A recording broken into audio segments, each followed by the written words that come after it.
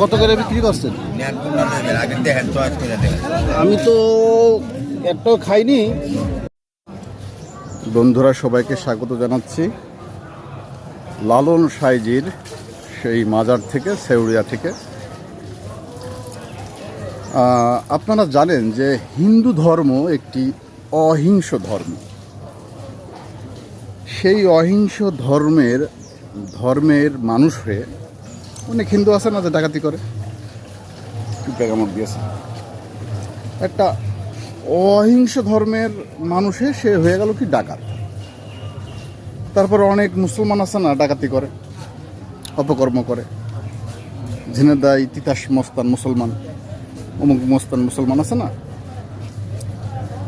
সব ধর্মের ভিতরে এরকম মানুষ আছে যারা সেই ধর্মের মধ্যে কোনোভাবে ঢুকে পড়েছে বা পারিবারিকভাবে সেই ধর্ম পেয়েছে, কিন্তু আসলে সেই ধর্মের কোনো কিছুই তারা অনুসরণ করে না। এই লালনের এখানে এসে যারা দেখেন যে গাঁজা বেচে আর যারা গাঁজা খায়, তারা কেউই লালনের মতাদর্শের লোক না। এরা ঢুকে পড়েছে এর মধ্যে। লালন নিজেও কোনোদিন গাঁজা খায়নি এবং গাঁজা খাওয়ার পরামর্শ কাউকে দিয়ে যায়নি।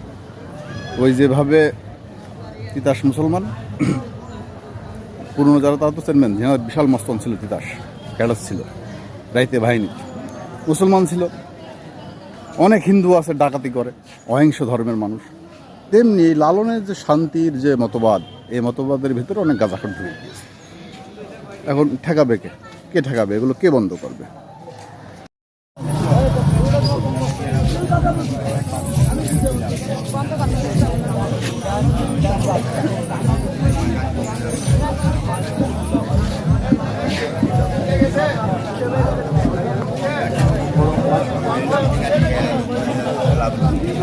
কত করে বিক্রি করছেন?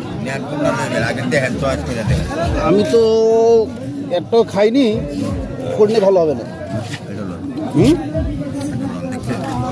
এইটা দাম কিরকম? আর ওই যে ওইটা না, মানে ওই যে তামাক